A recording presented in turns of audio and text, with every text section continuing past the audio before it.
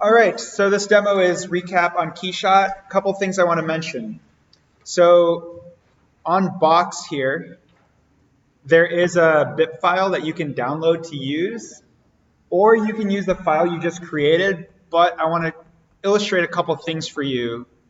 Some errors you might encounter bringing specifically components with guts into keyshot, because sometimes when you download the files from GrabCAD, I can't explain what it is that goes on, but I'll just give you an example right now by showing you. So here if I go, this is a brand new keyshot file, nothing's in here. If I go to File and Import, and if I go ahead and try and import the speaker parts that I saved for you all last class for that demo, it's going to give me, well, maybe it won't. Let's see what happens. Okay. Here's an example. Oh, because this is the demo I used to show you all. And build in class. You'll notice something though. The parts are not in here, right? The speaker components are not in here. I don't want to open SolidWorks because I don't want to bog my computer down.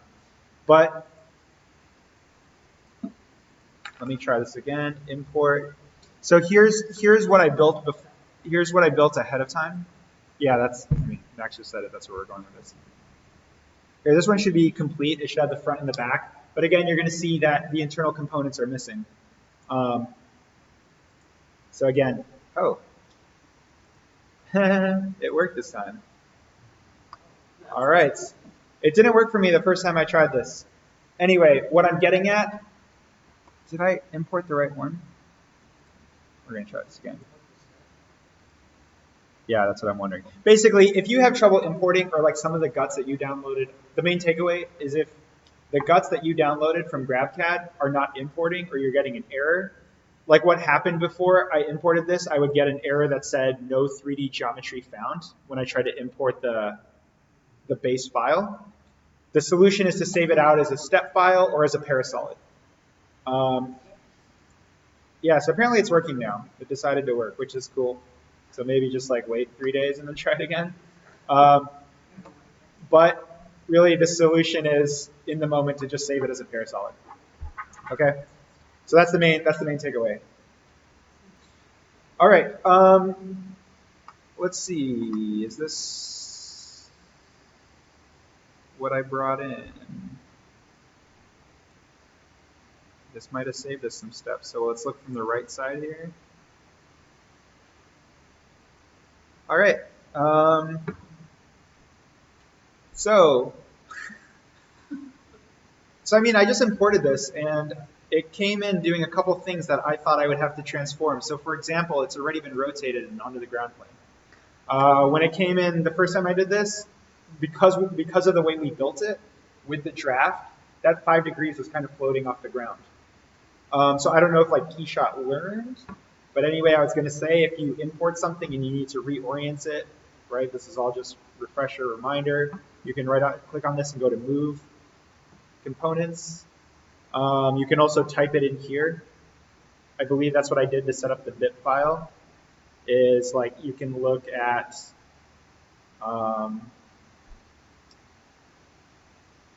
you know, changing some of these things to the rotation, -5 degrees along the x-axis. This is how I believe it initially came in the first time I did this. And you can see it's floating. That's where you'd come in here and type in -5 if you wanted to like, because remembering that we did the 5 degree draft. And then of course clicking on this and snap to ground, right? If it comes in a little bit higher, highlighting this and clicking snap to ground does as advertised. It snaps it to the ground. Okay, let me open up this so that you can all see what I handed out. So just a quick refresher on what we see in keyshot, right?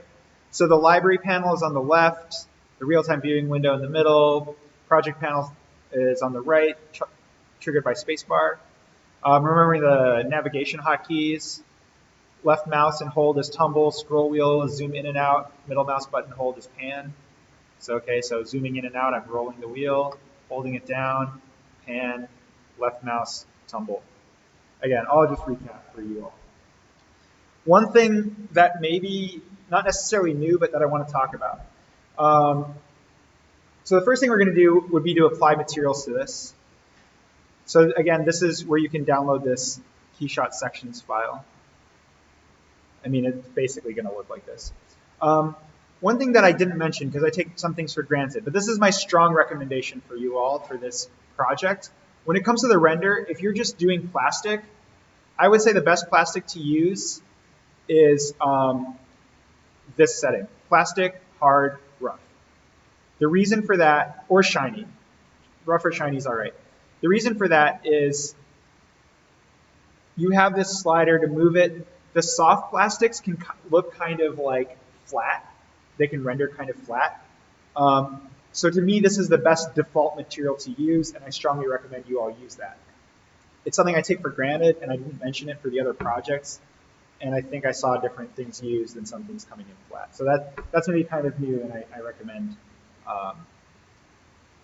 that you try that. So you'll notice here if I Control Z this, if I drag this again onto this, oh, that's the soft, that's not what I wanted. Soft also takes a little bit longer to render, I think. If I drag this onto here, it'll match, whatever shares the color, it'll match it. If I want to have a different material to this, I right click on it and say unlink material. And now if I drag a different material to this and let go, it won't copy them. So just a reminder about unlinking materials. Currently, we are in the default startup scene for this, which is okay. But for all of you rendering the speaker, what I recommend, because we just built this incredibly simply, when it comes to this front portion, up here there's a cloth and leather setting. And I just recommend you pick one of these cloths, maybe it's like this beige. It gives it kind of like a nice like speaker finish. Now, reminder about some of these materials. Double clicking on them brings them up on the right side here. So starting with this material for the back, you can change the color by changing the diffuse color here. Maybe you want something a little more muted. I don't know, maybe army green. Whatever your preference is, it doesn't matter. Again, reminder that this roughness slider, if you drag it all the way to the left, it's going to make this really shiny. So the highlights will be crystal clear. All the way to the right, it's going to make it look more matte and render more flat. I tend to leave it somewhere like about here, a little bit to the left. The specular is the reflection color. So white is a good default, but just to show you, if I change this to red, you'll see that this color here is going to change to red. One thing you could do is like match the color of whatever other color you're doing. So if it's blue, making the specular blue is one thing you could do, but really just leave it white. That's my advice in general. If we double click on the mesh here, we zoom in, you can see there's some fine texture. It comes in with the diffuse, the specular, and the bump pre-built in. We already covered previously how to make your own custom mesh or texture. If that's something you all want me to recap, I'm happy to do that. Maybe I'll do that after this demo, because I was about to say you could go back and watch the video, but hey, guess what? That was the one that failed. Womp womp. So you know what? I wasn't prepared to do that, but I can talk to it at the end of this demo, if you're all interested in it. If not, we don't have to take that time. But I'd be happy to do it. The one thing I want to mention, again, is just what these each are. So diffuse is like the wrapping of a gift. It's just the image. Specular has to do with highlights. I guess I'm throwing myself off now, but bump has to do with the 3D of like how textured this thing looks. So one thing we could do here is it defaults at about 1 millimeter in size. So if we change this to like 0.1, it'll make this weave look more aggressive, maybe a little bit more like a speaker. If we go to the bump map and we change the height here, the bump height to like 2, again, it's going to make this look a little bit more aggressive. Just a recap on addressing and adding things like this. The one thing I didn't consider in the recap is adding labels. So let's see if we can do that real quickly. Just go here and download like a Sony logo.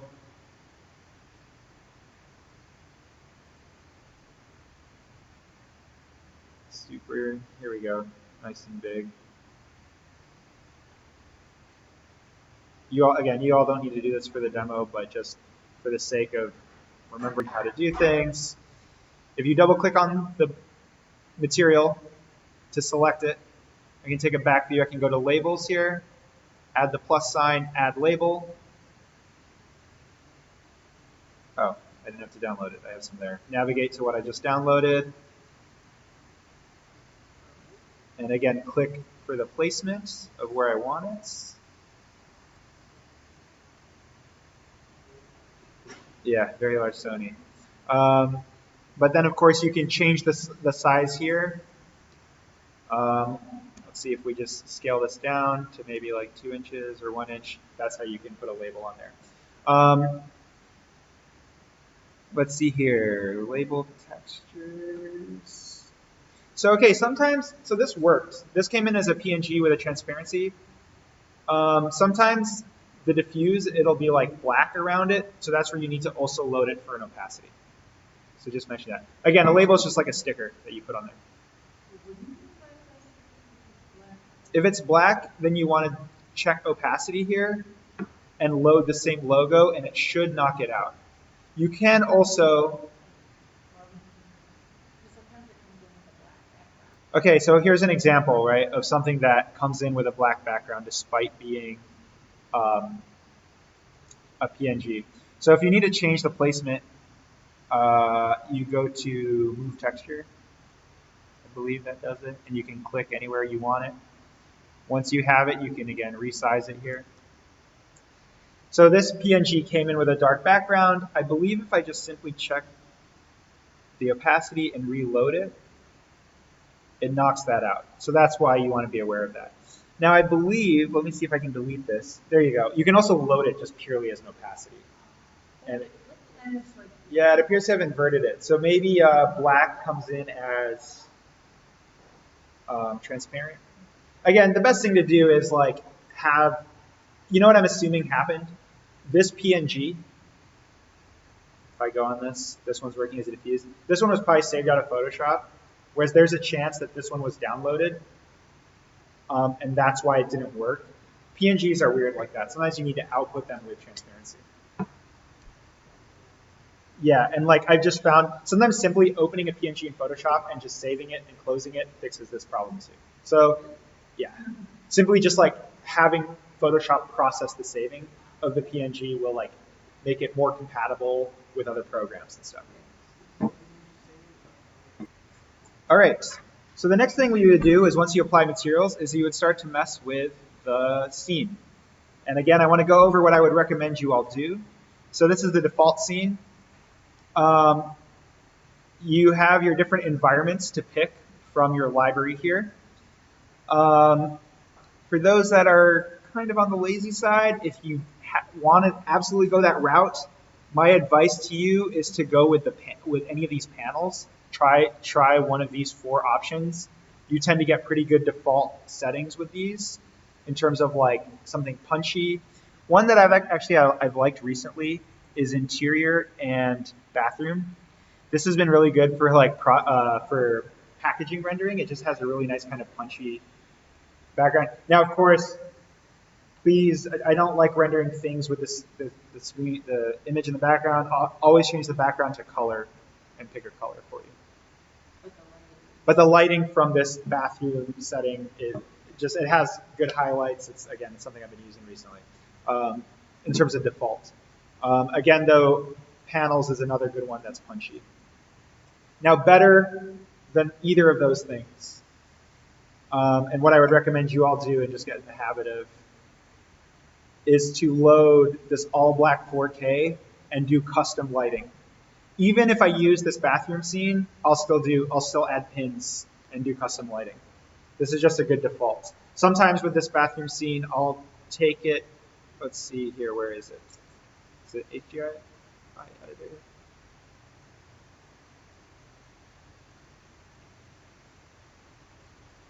Here you go. I'll sometimes take it and just kill the saturation. And just for whatever reason, the lighting and the reflections just seem to be very realistic from this scene. So that's another thing you can do with it to make it less bathroom-like. But either way, again, what I want to emphasize, and especially with this demo, and that's what's written in this page I've handed out, is to load this all black 4K and to add custom lights. So I kind of just went through, if you look on the sheet under scene recommendation, I just kind of go through step by step what I would recommend. So like step 1, add a pin, and this is kind of the overall light. So this is the one that kind of goes at the top. So you can click somewhere on the top of your objects. And then what did I say as a recommendation? I think I said just make it kind of, make the brightness low. So in this instance, maybe it's like 0.5 brightness, but then make the radius really big. So I think I said about 40. And this is kind of like the top-down lighting. So this is like how you might start your scene. This is not gospel. This is just like one way to go about setting this up, okay? The next thing I said is a light catching an edge at double the brightness. So here we go. I'm going to add another pin here. And then I typically like, especially in this kind of like box scenario, to position this, to click on this edge. If you lose the positioning, you can click on this target here. And then now I can click on this edge. And this gives you kind of like a nice highlight along this edge here. And again, I think I recommended twice the brightness. Is that what I said? So set that to 2. And keep the radius at default, which is at 30. And again, you can kind of tweak where you want this to fall, but really the goal is to kind of hit this edge here. And I'll go ahead and click done when you have it where you want it. And then the next pin that I would add is maybe like a highlight on this plastic here. That kind of captures that roundness and shows, you know, highlights that corner. What did I recommend here? I think I also said double the brightness, but a smaller radius. So setting this to 2, just so it really pops, but maybe keep the radius a little bit smaller at 15. And now we have a nice like clean highlight there. So again, just thinking about like setting up your 1, 2, 3 lighting simply by just adding pins. And again, less is more. I think 3 pins is enough to kind of hit this. And you can always go back and tweak these as needed. So like I could go back and click on this one if I want to bring it a little bit more forward, you know, depending on what your goals and your needs are. Cool. So that is setting up your view and your materials and your lighting. Then take kind of like a hero shot here, right? A 3/4 view. Reminder that you can go to your camera here, click on this to create a new camera, call it hero. You can lock it so you don't actually scroll away from it. Locking it can be frustrating though because you'll try and move it and nothing will happen, so you need to remember to go back and click free camera. But this reminds you that you can go back and do this. Okay, next up is really the new kind of meat and potatoes of today, which is how to create a section view in Photoshop. Not in Photoshop, in Keyshot. Okay, so how to do a section view in Keyshot. The way that you start is you need to have a body that obscures, that cuts away. It kind of uses another positive shape to cut away. So the way that you do that is first you go to Edit, Add Geometry, and Cube is typically what you want to do. Now, unfortunately, this cube is probably hidden somewhere inside of our object here. If you check Scale here and click on this little box and drag, it should make it bigger for us. No? So sometimes what we can do is we can just exit out of this, go back to our scene here, and go ahead and hide the speaker by clicking on the eyeball. And now we can go back to this cube again and say Move Tool. And now let's see if it will scale for us. Now it's scaling. It was scaling, it just wasn't doing it big enough. So this is one way to scale, is to click on this cube and drag. Another way to do it is to simply type in the scale here. Right? So you could type it in 12, 13, whatever, what have you. But the goal is to get the cube big enough that it's bigger than the object that we started with. Now there is a finesse to this. I've learned if you go too big and you show a view that's looking in the cube, there's been errors with that. So I'll show you exactly what I mean. So once the cube is bigger, what you want to do is, again, either right click on it and say move, or highlight it in, you can also do that here, or highlight it here and say move tool. And we're just going to slide it off to the side till we reveal half of our object, okay? So again, my advice to you based on what I'm trying to say is that what we're going to do is we're going to change the material of the cube to be a cutting tool. Sometimes you might have a camera view that is then inside of the cube. Once it's a cutting tool, it disappears, and that's what leads to errors. So what I would advise you do for your section views is just take a little bit of time with your cube and change the size to make sure that it's kind of like big enough to cut it, but not so big that your camera falls into it. And what you can do is you can also like dial in the scale on the side here. So again, the x-axis is left to right. So here, I think if I type in 0.5, it'll make this more of a rectangle. And then again, I can move this till it overlaps. You don't need to like spend a ton of time on this, but just friendly advice: make the cube, about this size. Try not to make it too big, otherwise you'll run into errors. Now, as far as positioning goes, my advice for the section views is to cut your object in half. There might be different unique circumstances, but in general, cut it in half. A way to align this a little bit better, if you would like, is to go over here for standard views, switch this to the camera section, switch it to orthographic to turn perspective off, and take like a top view or a front view. And here you can kind of quickly judge roughly where halfway is. You can kind of hide this and see. If you want to be accurate. As far as like grading and setting this up, I'm not concerned about this being exactly halfway. But just a reminder that you can use these standard views to take an exact front view. Once again, select the cube, select the move tool, and you can drag it to your heart's content to where you think it should be. Okay, once you have that set, I'm going to go back and switch this to perspective. So once you have the cube blocking half your object, you want to double click on it. Go here to the type of material and scroll down and select cutaway. And again, here's where you can see where the cube going into the ground is becoming a problem, because it cuts off the light and cuts off a shadow. So let's see here, if I select this and just say snap to ground, if that will fix it. No, it doesn't appear to. So good suggestion by Max would be to take both your objects once you have them snapped to the ground, select both of them, click on the move tool, and just lift them ever so slightly off the ground. I don't know though. It's also, that's one thing you can try and see. Maybe it's a finesse thing, so where you get it. I would also argue that for your section views, maybe another solution that I would accept is to simply just turn shadows off. I would argue that because it is kind of a detail view, you're not trying to render it realistically, you're just trying to show how it works. So simply by going into environments, yeah.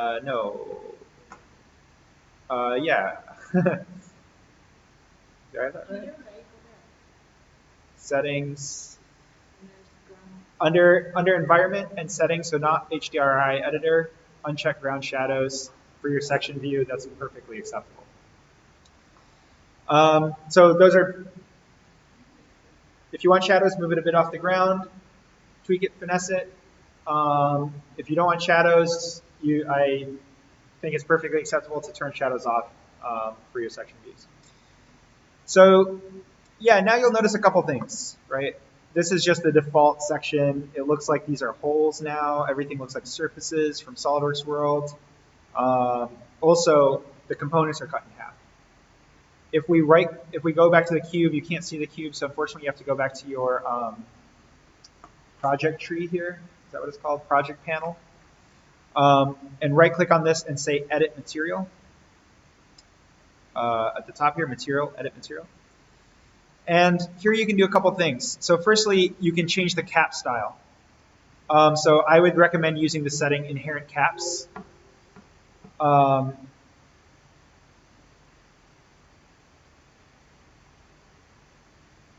Yeah, I don't know what that error was, but I think it was saying make sure you have solid bodies, not surfaces. But what the Inherent Caps does is whatever material's on the outside, it applies it to the inside. If you want to be fancy, you can like choose a color. To me, this is always like, can look kind of cheesy. You could apply a material to it that has like a zebra stripe to it. I do believe there is also a default cutaway material on the left side here. Yeah, cutaway right there. So we can try that. Let's duplicate this.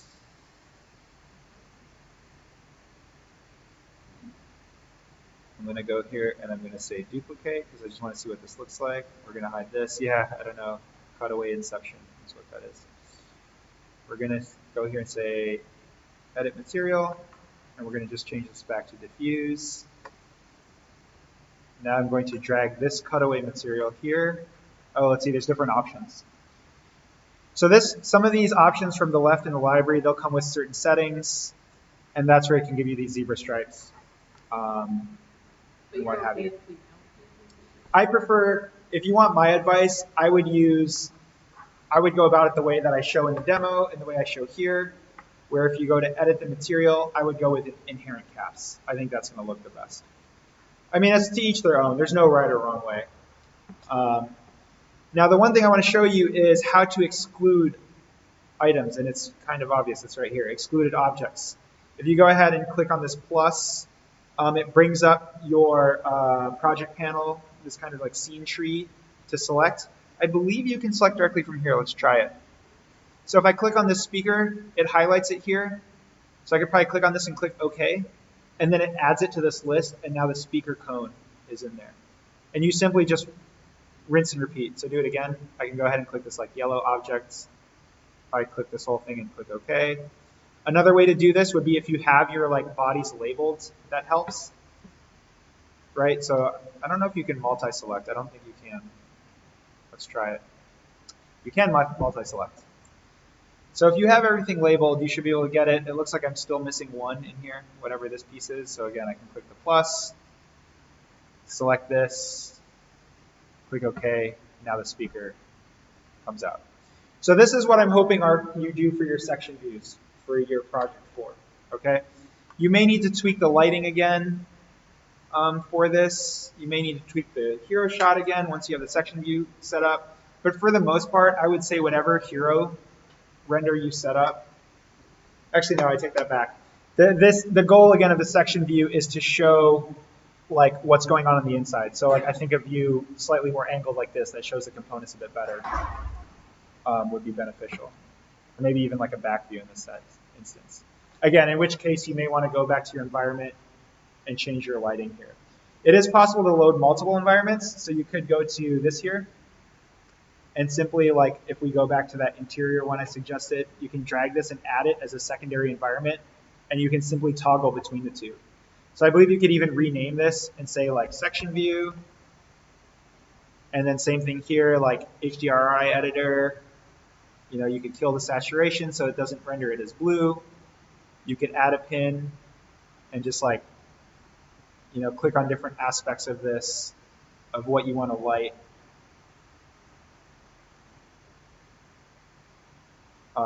For your section view. And now that way you can toggle between these two, whether you're rendering the section view or whether you're rendering the hero shot. Does that make sense to everybody? Yeah, you don't need to cut the object perfectly in half, but yeah, try and cut it in such a way that, well, but if you recall, you will have some components like excluded from the cut. So you should see those anyway. But yeah, I would say still try and cut it. It doesn't have to be perfectly in half, but my recommendation would be just like visually get it in half, and that's good enough. But yeah, consider where the components are. I don't know, again, some of you may have unique scenarios or things that need to be cut.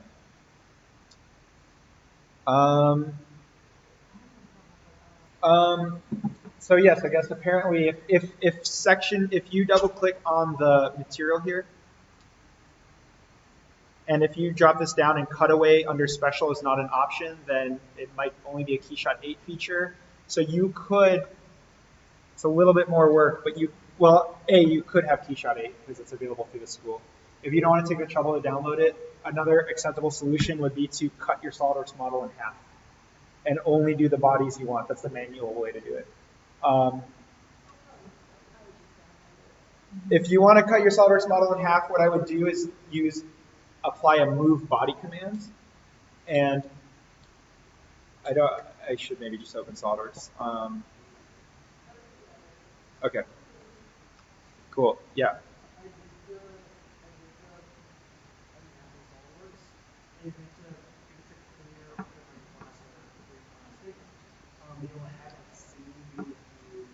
Here's in keyshot. What you want to do is go to Google and download a texture.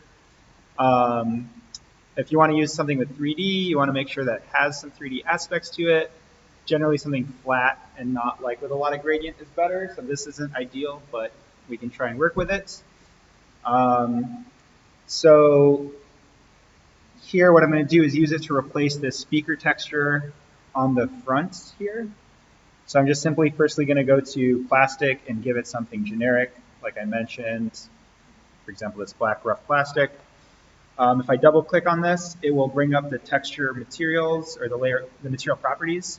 If I go to textures, again, diffuse is like a gift wrap. If I check this and navigate to the texture I downloaded, it should apply a wrap to it. But again, you can see because of the gradient, it has seams and edges. I'll talk about how to patch that. You can use the offset in Photoshop. The bump map gives it three-dimensionality. We'll also use Photoshop to correct that. And then the opacity, if we want to make it transparent, we can use that as well. So at this point, we would open up Photoshop to edit this texture. So a couple things.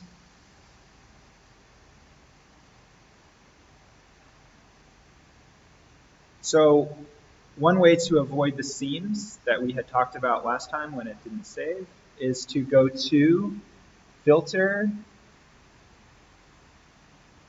Other, and Offset. And I believe you wanted to do half the pixels of the image. So let's try this now. I think if I go Image, Adjustment, or let's see, Image Size. So it's 626 pixels by 417. I believe if we offset it by half of those things, it should misalign this perfectly and allow us to blend it. So the way we do that is we go to Filter, Other, Offset. Half of 626 is 313, but you want to have it, let's see, the vertical is 400, so half of that is 209. And now we have our offset and we have our seams in the middle. We can simply use Photoshop to try and blend this out. So the way that I might do this is just select this, copy it, drag it so it's over the seam, and just take a little bit of time to kind of align this in such a way that works. This is again why it's bad to have this gradient like this, because of course now it makes the blend not work so well on the top side here. But what I would use is probably a soft eraser, knock this down, and erase across the top to get this blend to work a little bit better. You know, better yet actually would probably be to take this whole portion down here, copy it, and move it up. And now the blend can happen over a farther section.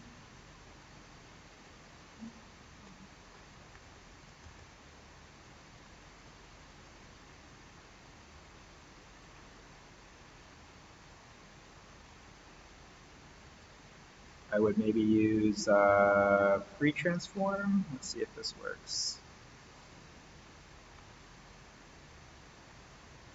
To try and align this just a bit better on this top side.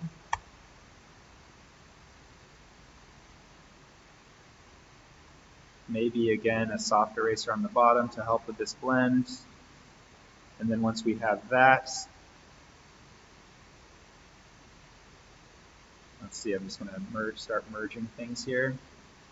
I would probably take part of one side and do the exact same thing for the middle. Drag this here like this. Soft erase it on both sides, and then use quick transform to try and align them.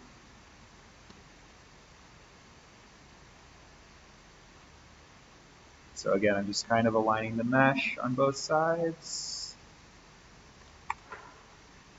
all in the name of getting rid of that seam in the middle. I think by now merging this and using some curves. So this is a very nuanced way to adjust certain levels. We can start to get rid of these kind of like seams in the middle, but unfortunately this kills a little bit of the three-dimensionality to it.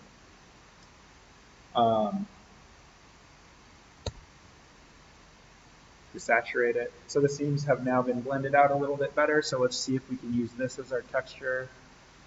I'll just call this speaker texture 1. So that's how you get rid of the seams for the diffuse map. To make the bump map, if you go to filter, 3D, and generate normal map, which I know seems counterintuitive, but I believe that works better than the actual bump map.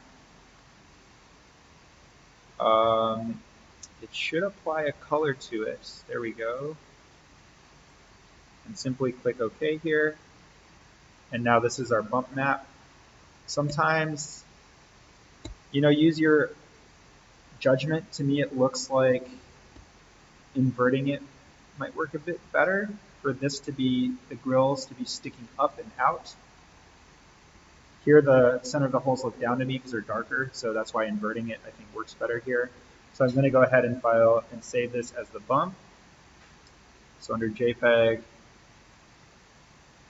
speaker texture bump map.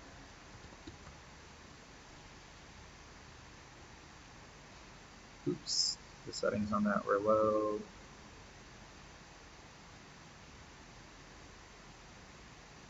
I'm going to set this to maximum. Then I'm going to walk this back to the, and now I'm trying to remember what the opacity map was, but I believe black was transparent and white was opaque, but we can always create two and invert them. So what I'm going to do simply is just, with levels, just knock this, the contrast way out between these two. And we'll save this as the opacity. And I'll save an inverted just in case I'm wrong.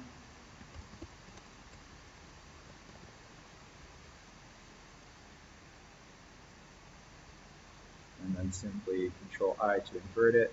File, save as. Opacity 2.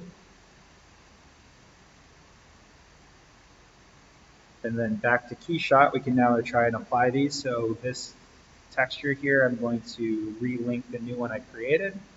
So let's look here. We have the seams on the front. Let's see if this works. Go ahead and click on texture 1. The seams are a bit better. You can see where we blended in Photoshop. Again, if you find a flat mesh without a gradient, it'll work a bit better. But you can also play with like the size of it if you want to try and like get the seams to fall off. Reminder that you can change how it's applied here. So because it's a box pattern, it's getting this kind of weird seam on the side here. So sometimes you could try like a sphere and see if that is a little bit better. I mean, you can try all of these different ones. Maybe, let's see, would a cylinder work? No, that doesn't seem to be good. Let's see, if we try the sphere and you try to, is it move texture? That's not what I want.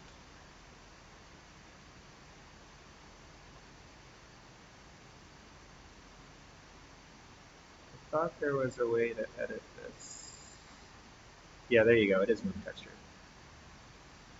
We can try and change the angle at which this is applied, but again,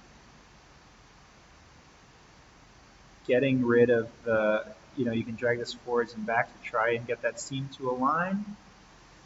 Unfortunately, I think box is our best bet here because planar is going to give us a weird, like anything on the side is going to look stretched. So like, unfortunately, here, let's try one more. Let's see if cylinder was going to work for us. and then again try move texture. I wonder if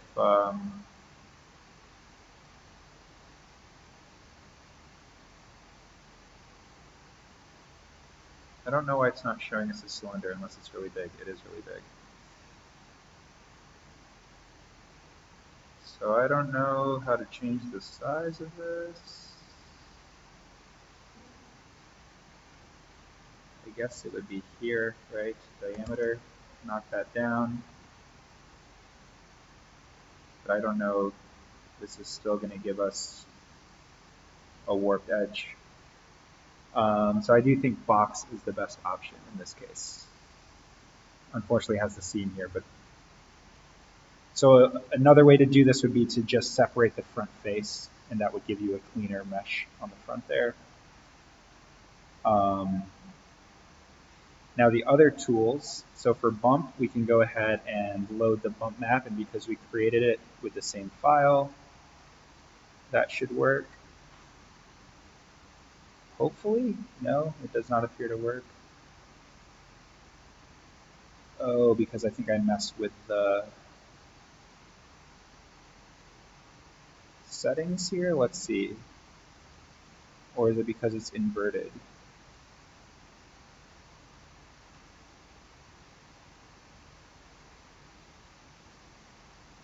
Let's try to load the opacity map and see if that's aligned. We'll try the first opacity.